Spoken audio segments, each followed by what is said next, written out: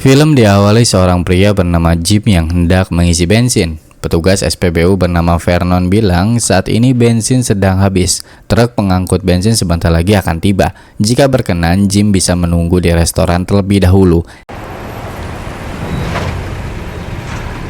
You walking away at the diner right next door. Fuel truck shows up, I'll come get you. Saat menunggu restoran buka, sebuah mobil sheriff muncul. Seorang perempuan keluar dari mobil sheriff. Dia adalah pelayan restoran yang hendak membuka restoran. Menunggu restoran yang sedang disiapkan, Jim mendengarkan radio. Ada berita perampokan yang baru saja terjadi. Uang senilai $700.000 telah raib di gondol perampok yang menggunakan mobil Pinto berwarna hijau dengan tanda bemper belakang penyok. Sepertinya Jim akan menunggu dengan waktu yang lama karena kita melihat sebuah mobil pengangkut bensin terguling dan sang supir tak sadarkan diri. Tidak ada informasi apapun yang diterima oleh Jim. Ia pun masuk ke restoran, menjadi pelanggan pertama untuk menunggu. Charlotte, pelayan restoran yang tadi diantarkan oleh suaminya seorang sheriff. Charlotte menyiapkan kopi untuk Jim sambil ngobrol asal dari mana dan profesi Jim itu apa. Jim dari tempat yang cukup jauh dari sini. Ia akan ke rumah mantan istrinya untuk merayakan ulang tahun anaknya Sarah. Jim juga bercerita kondisinya saat ini lagi susah sebagai sales pisau. Untuk menjual satu pisau pun sangat sulit. Figure why not try and make a sale while I'm waiting? I'm not in the market for new knives. Nobody is. Charlotte dengan baik hati, ia memberikan sepotong kue untuk anaknya Jim sebagai hadiah ulang tahun. Charlotte juga memberitahu Jim jika ingin menggunakan telepon silahkan pakai aja. Sebuah mobil berhenti lagi di pom Richard dan Travis. Mereka sedang buru-buru tapi sayang kondisi terpaksa membuat mereka menunggu. Bensin dikit lagi, pom selanjutnya masih jauh. Jika kita perhatikan, sepertinya mobil mereka memiliki ciri-ciri yang sama seperti perampok tadi pagi yang disiarkan di radio. Mobil Pinto berwarna hijau dengan bemper belakang penyok. Gerak-gerik mereka juga mencurigakan. Richard tak ingin keluar dari mobil, memilih menunggu di mobil saja. Sedangkan Travis memaksa Richard untuk turun menunggu di dalam restoran. Kata Travis, tidak ada yang mengenali kita. Dari gelagatnya, sepertinya mereka adalah perampok bank. Travis santai memesan kopi sedangkan Richard masih terus berpikir untuk kabur. Kondisi saat ini menurutnya nggak bagus karena tak ada opsi untuk pergi. Jika harus mengambil mobil Jim pun itu pilihan tidak tepat karena Jim pasti sama butuh juga bensin. Jim yang lagi mengisi TTS di koran, ia tersadarkan ketika melihat mobil milik Richard. Lalu datanglah Charlotte mengagetkan Jim. Charlotte duduk meminta Jim untuk menunjukkan pisau yang ia bawa. Saat Jim menjelaskan, terlihat Jim gugup sambil menjelaskan, lalu ia mengatakan berita perampokan tadi pagi. Dan ia bilang Richard dan Travis adalah pelakunya. Mobilnya sama persis dengan deskripsi yang disiarkan di radio. Richard melihat obrolan Jim dan Charlotte, ia merasa curiga, tapi tidak dengan Travis. Charlotte yang sudah merasa yakin kalau Richard dan Travis adalah perampok yang sedang buron. Ia menelpon kantor sheriff, tempat di mana Charlie bekerja. Virginia yang menerima panggilan telepon itu memanggil Charlie. Charlie lambat merespon panggilan telepon dari istrinya karena ia sibuk ngerakit Gundam. Dan yang terjadi... Hang up. Yeah. Keadaan tegang, Richard memojokkan Charlotte dan memaksa untuk bicara. Charlotte bilang ia tahu kalau Richard dan Travis adalah perampok bank. Lalu Richard memotong kabel telepon menggunakan pisau lipat miliknya dan menyuruh Charlotte untuk duduk di dekat Jim. Richard bicara sambil mengancam. Ia memberikan tugas kepada Charlotte untuk berperilaku seperti biasa aja, melayani pelanggan, dan setiap pelanggan yang datang Charlotte harus bertanya apa mereka punya bensin atau tidak. Sedangkan Jim tetap diam di tempat, jangan kemana-mana, isi aja TTS di koran. Saat Charlotte kembali ke tempatnya, tak lama dari itu datang pengunjung, sepasang suami istri yang sudah tua, Robert dan Linda. Charlotte melayani dengan baik seperti biasa. Kita pindah dulu, seorang polisi muda bernama Gavin sedang dalam perjalanan. Charlie memanggilnya melalui radio. Charlie meminta Gavin untuk mengambil kopi di tempat Charlotte, lalu tanyakan kenapa menelpon dan tidak bicara, langsung menutup telepon.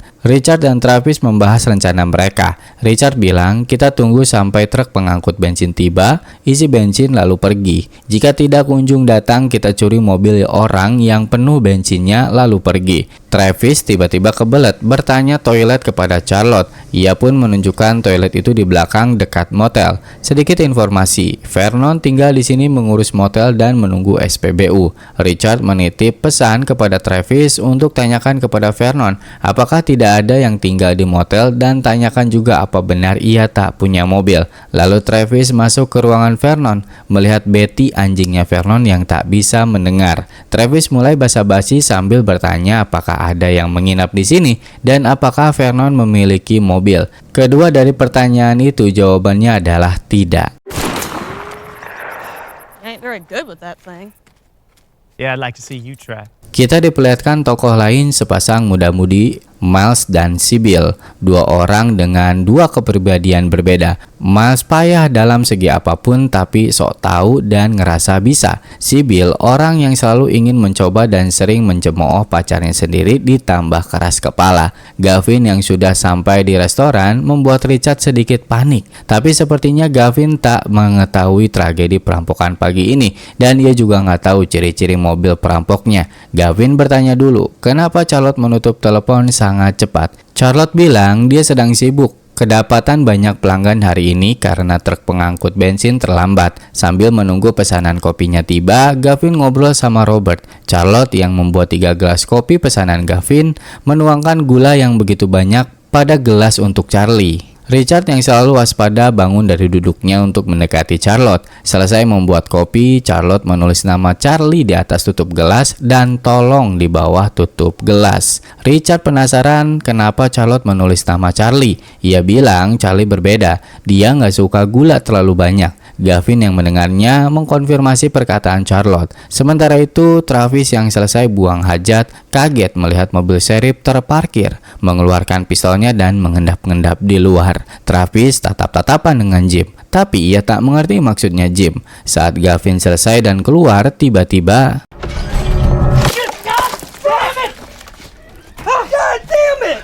sayangnya rencana Charlotte gagal. Gavin mengajak masuk Travis ke dalam untuk membersihkan tumpahan di bajunya dan meminta lagi dibuatkan 3 kopi. Gavin sedikit ngobrol dengan Richard. Ia bilang Travis adalah adiknya. Sementara itu Charlotte membuat lagi kopi tapi ia tak bisa menuangkan banyak gula seperti sebelumnya. Richard masih berada di dekatnya. Kopi selesai, Gavin mengambilnya dan langsung pergi. Travis dan Richard kembali ke tempat duduknya dan Travis bilang di motel tak ada yang menginap dan Vernon gak punya mobil. Lalu muncullah Vernon. Ia membawa pesan soal truk mengangkut bensin. Katanya truk pagi ini agak terlambat. Jika dalam 1 jam masih belum datang, Vernon akan menelpon lagi. Vernon duduk dan memesan minuman dingin juga makanan. Saat ia minum, Vernon melihat kabel telepon yang putus. Kita pindah dulu sejenak ke kantor sheriff. Gavin datang dengan membawa kopi dan juga pesan kata Charlotte tadi dia menutup telepon karena sedang sibuk. Gavin bicara, dia melihat Charlotte kok agak aneh, bukan seperti dirinya. Mungkin lebih baik Charlie menelpon dia, tapi Charlie bilang itu biasa aja, tidak perlu menelpon. Pesanan Vernon tiba. Ia bertanya kenapa kabel telepon putus. Charlotte bilang itu karena gesekan kemarin. Richard mendengar percakapan Charlotte dengan Vernon makin curiga. Lalu Miles dan Sybil datang ke SPBU ingin mengisi bensin. Miles salvok sama mobil Pinto berwarna hijau. Miles dan Sybil turun mengecek mobil itu dan benar saja ciri-cirinya sama seperti yang disiarkan radio. Karena terlihat sepi, Miles memiliki ide. Ia akan mencuri uang hasil rampokan dengan cara membuka paksa bagasi mobilnya Richard. Aksinya diketahui oleh Jim, tapi tidak dengan Richard dan Travis. Usaha yang dilakukan Miles sia-sia. Dia tak berhasil membuka bagasi mobil itu. Aksinya pun digagalkan ketika Vernon keluar dari restoran. Besi pencongkelnya terjatuh di bawah mobil Richard. Miles berlaga seolah-olah tak terjadi apa-apa. Dia kesini cuma pengen isi bensin katanya. Vernon pun mengatakan hal yang sama kepada Miles saat Jim pertama kali kesini. Sybil dan Miles menunggu di restoran. Di sini Miles sadar Richard dan Travis adalah perampok bank pagi ini. Dia yakin karena hanya tampang mereka yang sangat terlihat seperti perampok. Sementara itu di sisi lain Jim menulis sesuatu di tisu dan datanglah sebuah mobil lagi. Seorang lelaki muncul di restoran, dia adalah Pete. Baru saja datang. Charlotte dan Pete mereka teman. Pete sering kesini untuk sekedar makan siang, seperti yang dilakukannya saat ini. Saat Pete memesan, Richard mendekat. Ia melihat Pete yang membawa pistol. Sedikit ngobrol basa-basi soal masakan di sini dengannya. Lalu pembicaraan dialihkan oleh Richard yang bertanya, apakah mobilnya Pete juga habis bensinnya? Pete bilang tidak. Dia kesini memang untuk makan. Setelah itu, Richard memutar musik di jukebox, seperti menandakan pertunjukan akan dimulai. Dari scene ini kita melihat masing-masing dari orang-orang yang berada di sini semuanya memiliki senjata, termasuk Charlotte dan Jim. Mereka membekali diri dengan pisau. Sedangkan Robert dan Linda, mereka berdua ternyata membawa pistol. Momen ini seperti semua orang bersiap memulai pertempuran. Ketika Charlotte memberikan pesanan milik Pete, lalu lanjut mengantarkan pesanan Richard, tiba-tiba Richard mengeluarkan senjatanya, menodongkan senjatanya ke Charlotte. Richard menyuruh semua orang di sini untuk diam dan ikuti perintahnya. Tapi tak seperti yang dibayangkan oleh Richard. Semua orang di sini bersiap dengan senjatanya masing-masing, saling menodongkan senjata. Richard bilang dia cuma pengen mobil milik Pete dan semua orang akan selamat. Situasi runyam ketika Mas malah menodongkan pistol ke arah Pete. Dia ingin membantu Richard untuk meminta bagian uang hasil rampokan. Pete yang tak ingin ada yang terluka, dia akan menyerahkan kunci mobilnya. Tapi dengan syarat, Charlotte dulu lepaskan baru kunci diberikan. Dan selanjutnya yang terjadi adalah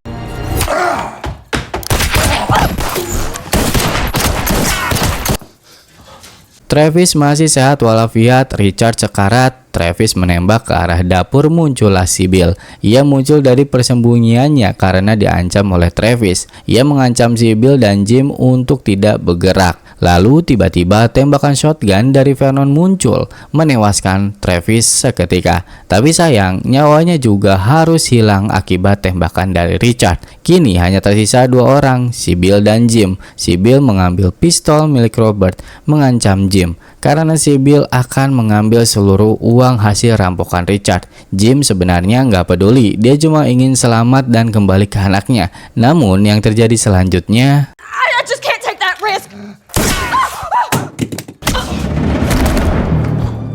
kini benar-benar hanya tersisa Jim seorang. Di tengah-tengah mayat yang bergeletakan, untuk mengurangi rasa panik, Jim mengambil korek dan rokok milik Travis. Ngudut dulu di luar, sambil mikir. Lalu ia menemukan ide. Jim menuju ruangan Vernon. Awalnya ia berniat menelpon polisi. Tapi tiba-tiba berubah rencana. Ia mengambil kunci mobil Richard dan membuka bagasi mobilnya dan menemukan uang hasil rampokan. Jim yang merasa punya kesempatan, ia mengambil uang itu dan dipindahkan ke mobilnya. Setelah itu Jim mencari kaleng bensin dan selang untuk menumpahkan bensin mobil milik Pete. Setelah mendapatkannya, ia langsung menuangkannya ke dalam mobilnya. Di kantor sheriff, Charlie menyuruh Susan menelpon Charlotte, tapi Susan bilang teleponnya sedang sibuk. Lalu Charlie menyuruh Susan menelpon Vernon. Panggilannya tersambung tapi tak ada yang menjawab. Merasa ada yang gak beres, Charlie mengajak Gavin untuk mengecek. Jim yang selesai mengisi bensin, ia kembali menaruh kunci mobil Richard.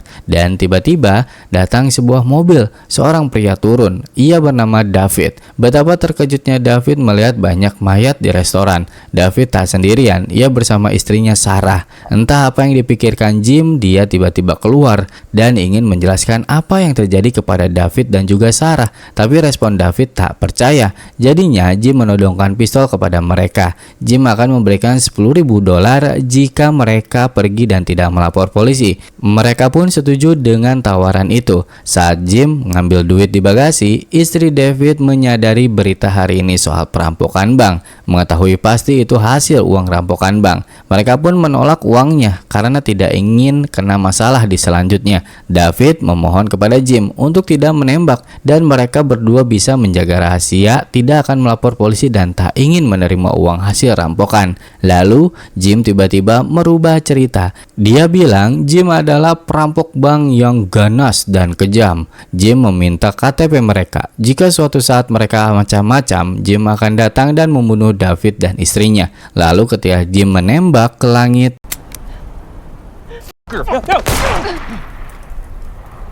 Istrinya David tertembak. David tak terima, ia menghajar Jim. Terjadi perkelahian saat Jim berusaha mengambil pistol di bawah mobilnya. Tak sengaja pistol itu menembak tangki bensin mobilnya dan perkelahian ini dimenangkan oleh Jim. Ia memukul David menggunakan besi pencokel milik Miles yang tertinggal. Saat Jim berhasil membunuh David dan istrinya, ia mendengar suara teriakan bayi dari dalam mobil David. Jim tak tega melihat ini. Ia memilih untuk pergi. Sementara itu, Gavin dan Charlie baru saja sampai. Mereka terkejut melihat mayat, apalagi ketika Charlie masuk. Dia tambah kaget dan menangis melihat jasad istrinya tergeletak. Charlie juga melihat pisau yang masih menancap di dada Sibyl. Lalu, ia kecewa kepada Gavin karena dia tidak sadar mobil Pinto hijau yang terparkir adalah mobil perampok bank yang selama ini parkir di sini. Charlie langsung menyuruh Gavin mengecek apakah masih ada yang selamat, sedangkan Charlie keluar menenangkan pikiran.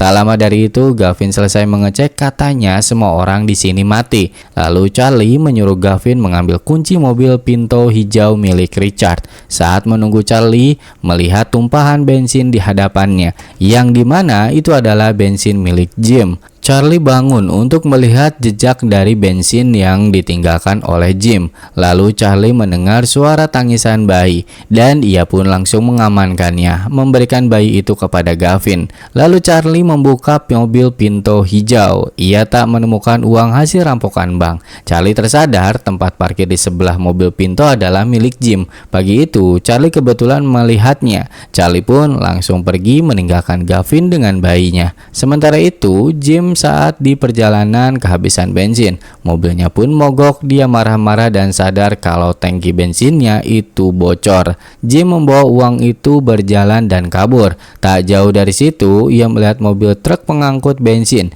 Ia mencoba untuk mengambil sisa-sisa bensin di tangki, tapi sayangnya aksinya batal karena mendengar suara sirine mobil sheriff.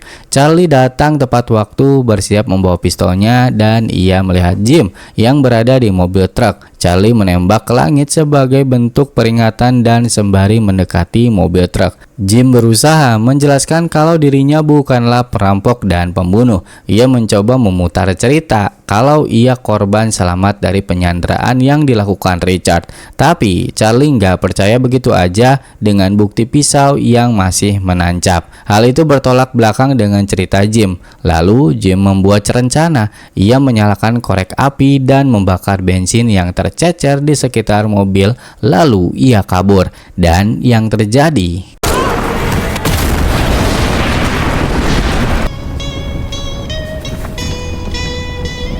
film pun tamat. Semua orang tak mendapatkan uang. Hanya tersisa Gavin dan bayinya yang tidak tahu apa-apa. Gimana menurut kalian film ini? Coba komen, subscribe juga bagi yang belum. Terima kasih.